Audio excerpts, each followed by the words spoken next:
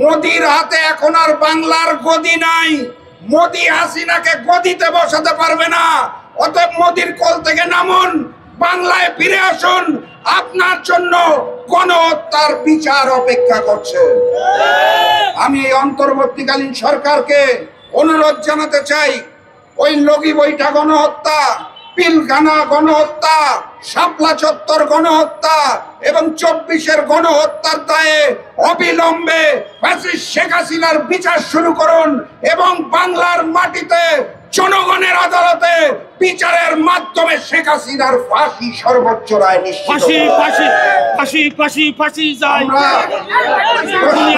জানিয়ে দিতে চাই, বাংলার মাটিতে আওয়ামী লীগের অপরাজনীতি চিরতরে নিষিদ্ধ ঘোষণা করা হয়েছে। বাংলার মাটিতে ভারতীয় আধিপত্যবাদ এবং আগ্রাসনকে নিষিদ্ধ করা হয়েছে। অতএব ভারতের দালালেরা আর দালালি করেন না। জাগফা সহ গণতন্ত্রকামী প্রতিটি রাজনৈতিক দল সচেতন আছে। রব্বুল আলামিনের কাছে শুকরিয়া জানাই, অবশেষে 16 বছর পরে এসে আমাদের এই অন্তর্বর্তী সরকার 25শে ফেব্রুয়ারিকে শহীদ সেনা দিবস ঘোষণা করেছে। জাগফার প্রথম দাবি পূরণ হয়েছে, দ্বিতীয় দাবিটা এখনো রয়েছে। বাংলার মানুষ জানে পিলখানার ওই গণহত্যার পিছনে ফ্যাসিস্ট শেখ হাসিনা দায়ী।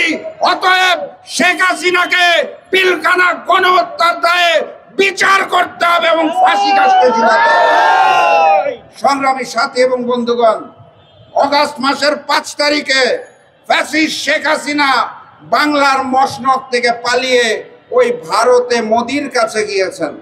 তিনি আশা করেছিলেন মোদির সহায়তায় বোধহয় বাংলাদেশে প্রতিবিপ্লব ঘটবে।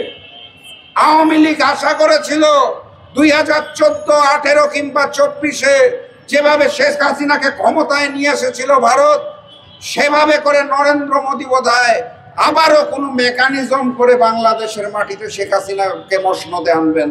কারণ ভারত এই বাংলাদেশকে ভারতের করদ রাজ্য বানাতে চায়।